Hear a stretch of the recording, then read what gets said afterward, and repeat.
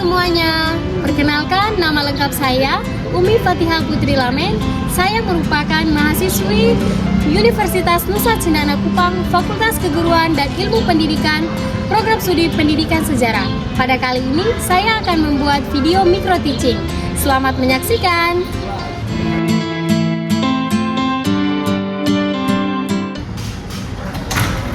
Halo, selamat pagi anak-anak. Selamat pagi, Ibu. Apa kabar hari ini? Baik, Ibu. Semuanya sehat? Sehat. Sudah sarapan belum sebelum ke sini? Sudah. Oke, luar biasa. Ibu absen dulu ya. Ibu mau tanya semuanya hadir atau ada yang sakit? Semua hadir, Ibu.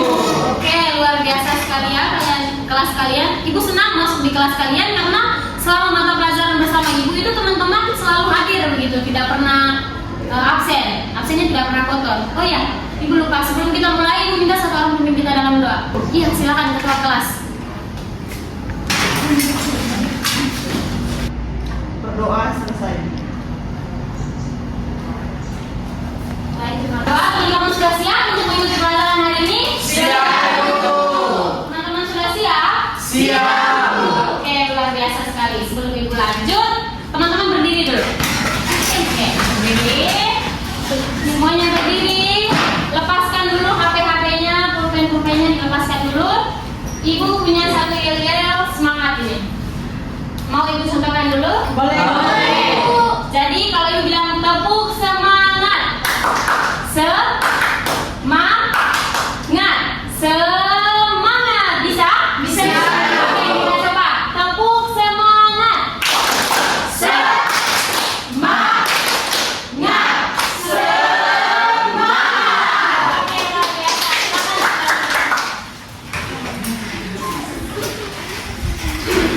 Pada hari ini kita akan melanjutkan materi kita.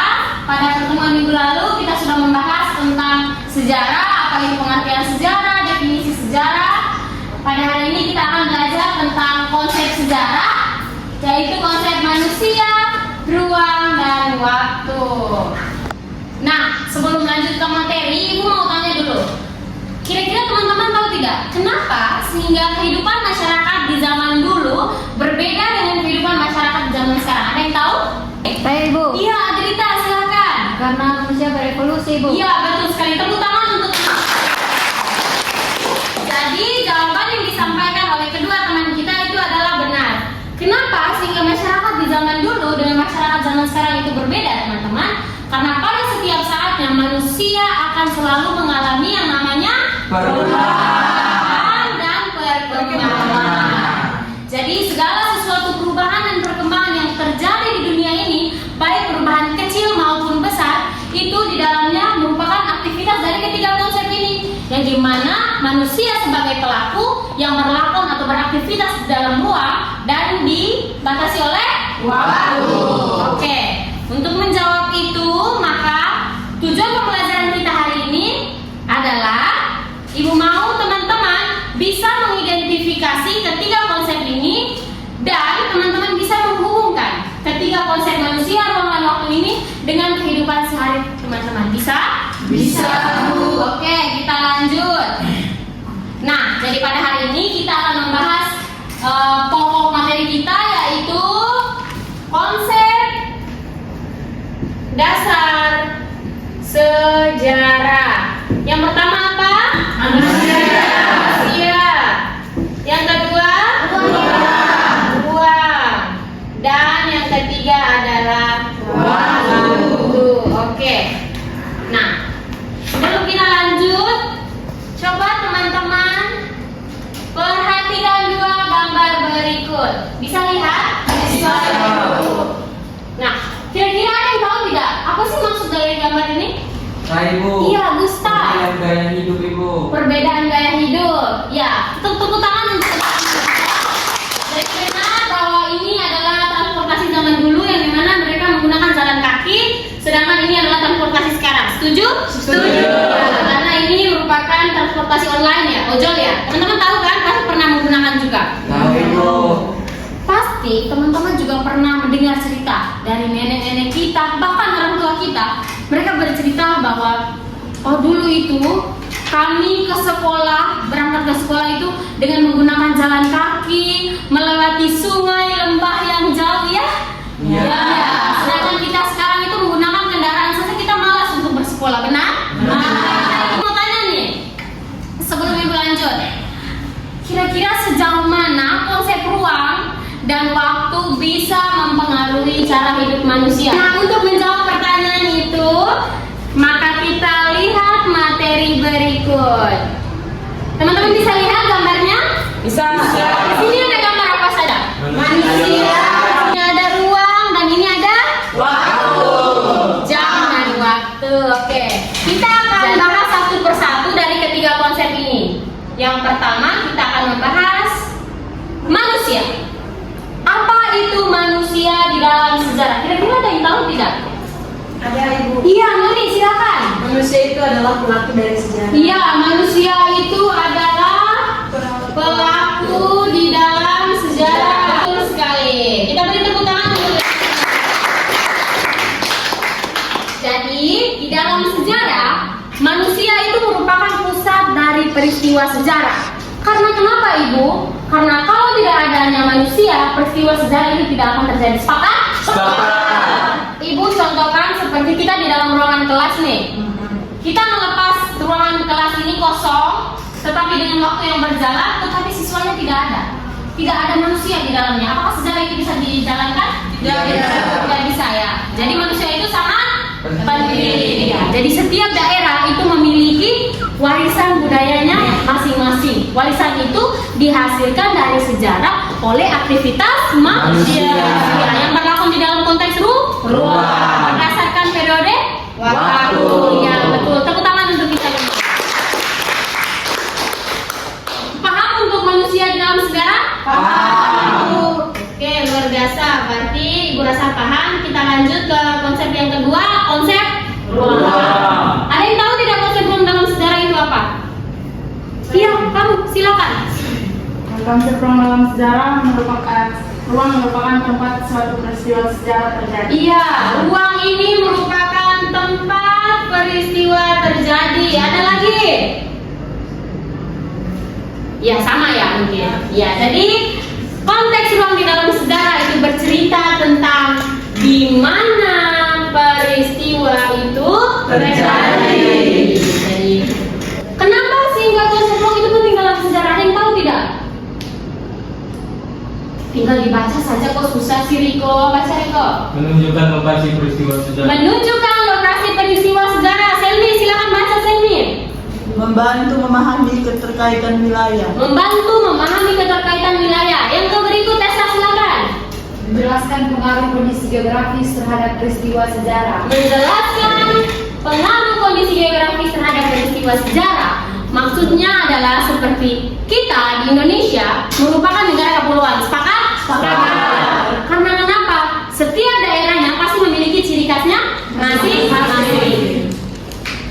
Apa ya? Ciri khas dari tiap-tiap daerah itu juga mendorong peristiwa sejarah itu terjadi. Misalnya, kita di Pulau Timur ini, kita juga memiliki keunikan wilayah tersendiri, yaitu kita di mana kita ditumbuhi apa? Pohon cendana. Iya, betul sekali. Lupa kita beri tepuk tangan. Jadi, faktor utama yang mendorong bangsa-bangsa melakukan penjajahan di Pulau Timur ini adalah pohon cendana.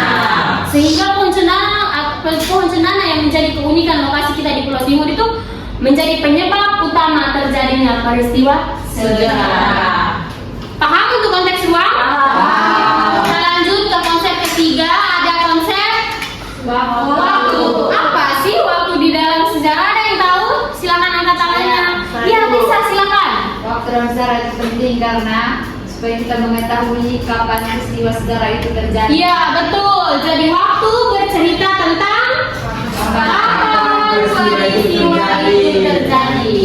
Jadi di dalam konsep waktu itu juga penting dalam sejarah. Karena yang pertama menentukan kronologi waktu. Yang kedua membantu memahami perubahan dan kesinambungan. Yang ketiga itu menjadi acuan di dalam periodisasi sejarah. Sampai di sini ada yang ingin bertanya? Tidak. Berarti semuanya paham? Paham. Betul? Betul. Luar biasa sekali. Kalau teman-teman tidak bertanya, Ibu punya kuis untuk teman-teman. Ibu sudah kirim kuis online-nya di grup WA kita. Silakan teman-teman baca dan mengerjakan. Perhatikan ke depan petunjuk pengerjaannya. Teman-teman bisa klik mulai. Nanti ada muncul tabel soalnya. Tinggal teman-teman putar. Kita putar. Muncul pertanyaan yang dipilih. Mengapa sehingga manusia selalu mengalami perubahan?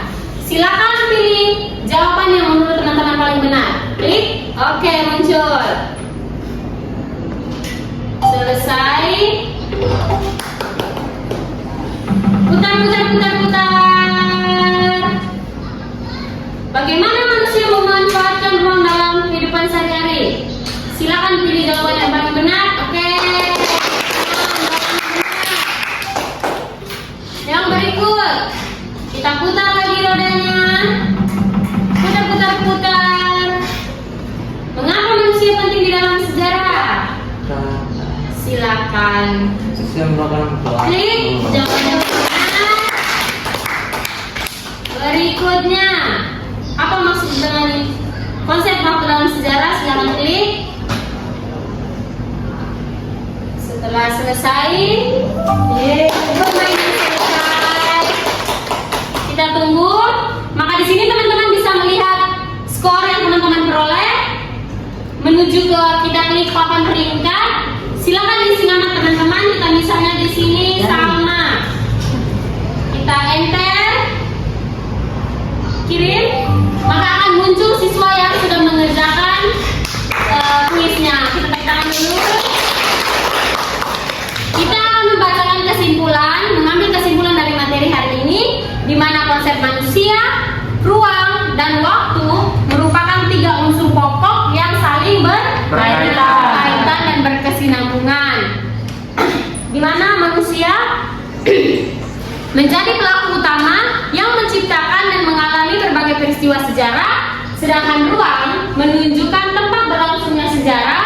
Kalau untuk waktu sendiri memberikan urutan dan konteks perubahan serta kesinambungan antar peristiwa. Paham? Jadi Ibu rasa teman-teman sudah paham ya? Oke, sekarang Ibu mau minta 1 atau 2 orang untuk bisa merefleksikan kegiatan pembelajaran kita hari ini. Kira-kira siapa yang mau? Iya, silakan wakil ketua kelas. Baik, terima kasih Ibu. Materi kali ini sangat menarik, terutama media yang Ibu pakai juga sangat interaktif dan membantu kami mengenai materi. Terima kasih Ibu. Oke, terima kasih tepuk tangan dulu. Sudah lagi? Sudah ya, Ibu. Mungkin dari wakilnya sudah menyimpulkan pendapat dari teman-teman satu kelas ini. Jadi, untuk dari Ibu sendiri, Ibu sangat mengantisipasi sekali, Ibu sangat senang sekali dengan partisipasi aktifnya teman-teman. Memang kelas ini selalu unggul di mata Ibu gitu, karena teman-teman sudah tidak pernah absen, teman-teman juga selalu memperhatikan apa yang Ibu sampaikan. Ibu sangat mengapresiasi sekali. Kita beri aplaus untuk karena tadi, oh iya, Ibu hampir lupa. Jangan lupa untuk terus membaca materi yang telah Ibu jelaskan tadi. Minggu depan kita akan mempelajari tentang cara berpikir dalam sejarah. Jadi tolong baca kembali materi yang telah disampaikan. Ibu harap semoga teman-teman terus aktif. Karena tadi kita sudah memulainya dengan doa, Ibu minta satu pemimpin kita untuk doa penutup. Siapa yang bisa? Saya dulu. Ya, silakan. Mali. Teman-teman bisa berdiri dulu. Doa selesai. Baik, terima kasih Kakak Dini yang telah membawa kita di dalam doa penutup. Teman-teman semuanya, setelah ini masih ada pelajaran? Masih. Semangat untuk menghadapi pelajaran berikutnya. Sampai ketemu di minggu depan. Jangan lupa belajar ya. Iya Ibu. Kita salam jas merah dulu. Bisa? Bisa. Oke. Kalau Ibu bilang salam jas merah, teman-teman jawab jangan sekali-sekali merupakan sejarah. Bisa? Bisa. Oke. Salam jas merah. Jangan sekali-sekali merupakan sejarah. Luar biasa, tepuk tangan. Terima kasih. Ya Ibu.